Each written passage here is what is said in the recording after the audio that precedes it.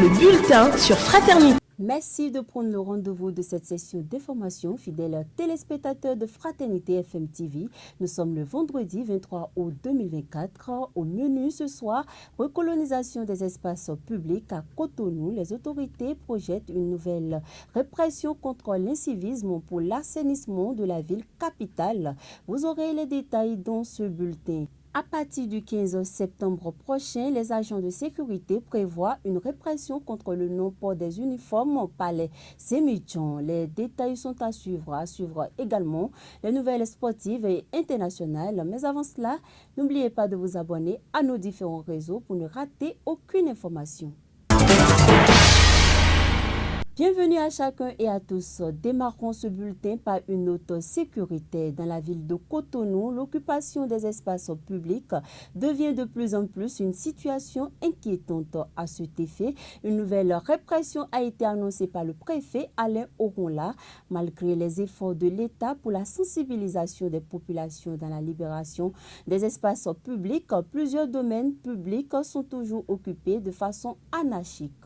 Au cours de la session mensuelle du comité départemental de sécurité qui s'est tenue le mardi 20 août dernier, sous le contrôle de la préfecture du littoral, le préfet Alain Oronla, n'étant pas satisfait des résultats, estime que les agents chargés des répressions ont baissé la garde dans les opérations. Cependant, une nouvelle répression sera bientôt organisée avec plus de rigueur.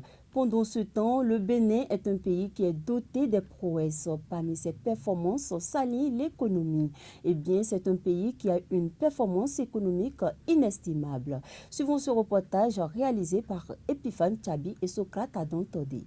Non, je dis il n'y a jamais le hasard en matière de performance économique.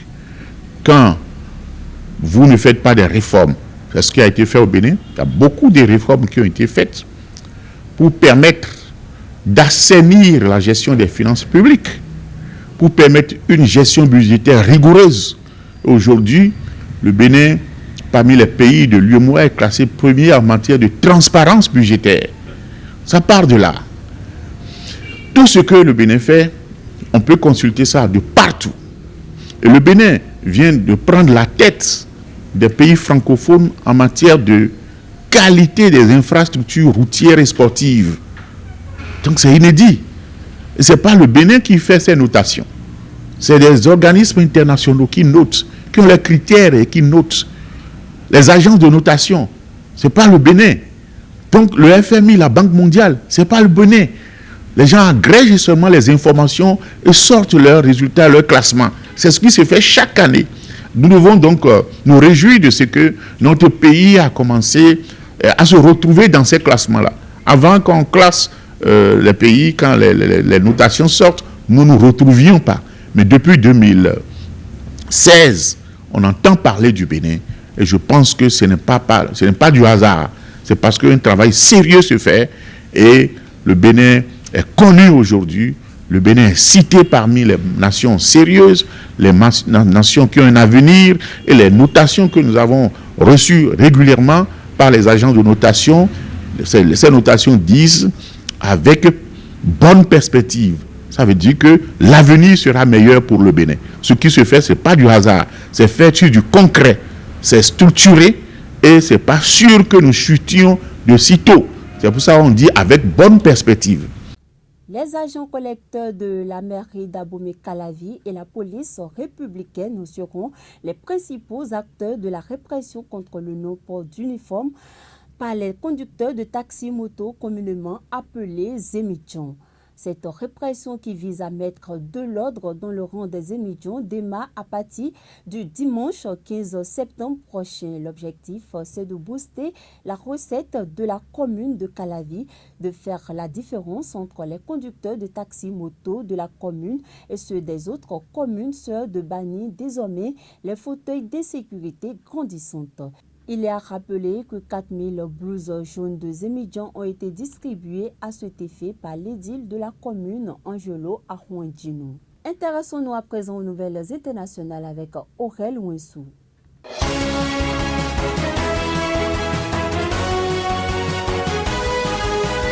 En Côte d'Ivoire, 113 ressortissants ivoiriens ont été rapatriés ce mardi 20 août 2024 à bord d'un avion spécial affecté par le gouvernement de la Côte d'Ivoire. Ce retour marque la fin d'un périple difficile pour ces hommes et femmes qui avaient quitté le pays en quête de meilleures conditions de vie. Accueillis à l'aéroport international Félix Houphouët-Boigny d'Abidjan, les rapatriés ont été immédiatement pris en charge par les autorités et des organismes humanitaires. En Libye, confrontés à des conditions de vie extrêmement difficiles, certains rapatriés ont lancé un appel pour être ramenés chez eux. En réponse, le gouvernement ivoirien, avec l'appui de l'Organisation internationale pour la migration, a permis le retour de ces Ivoiriens. Il faut noter que plus de 400 ressortissants ivoiriens en situation de détresse à l'extérieur ont été rapatriés par le gouvernement ivoirien depuis janvier dernier. Pendant ce temps, Kamala Harris, l'actuelle vice-présidente américaine, a formellement accepté jeudi 23 août l'investiture des démocrates lors de la clôture de la convention du parti à Chicago.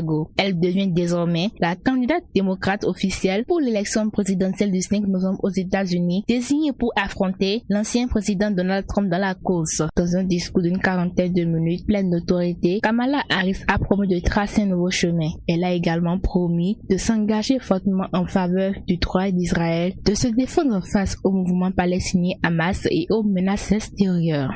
Merci Aurel.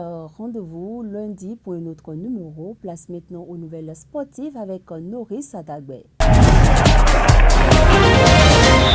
Noris, bonsoir. Parakou, la première édition de la Ligue Zone Nord mini-football lancée ce jeudi.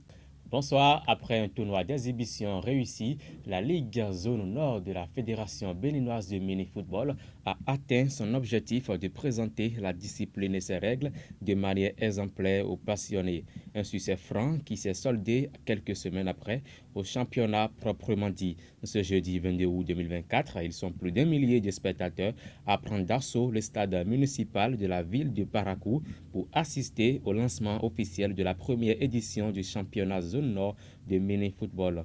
Il s'agit d'un événement sportif qui rassemble 11 clubs répartis en 3 catégories qui s'affronteront pendant 7 jours afin de dégager les champions qui porteront le flambeau du septentrion sur le plan national.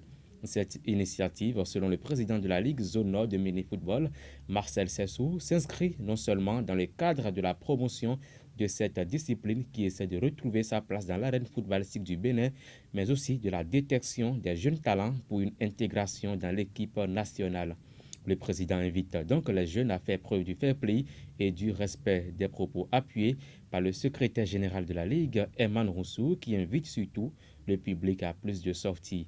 Il envisage également, au nom de la Ligue, davantage d'efforts pour améliorer l'engouement autour des activités.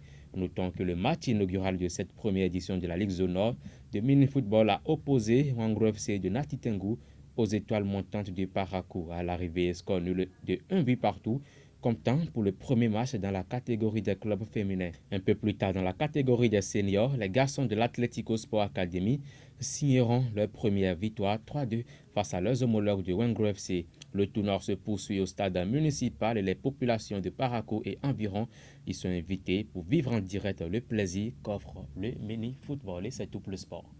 C'est la fin de ce bulletin. Merci de l'avoir suivi. Fidèles téléspectateurs, très bon week-end à vous. C'était le bulletin sur Fraternité.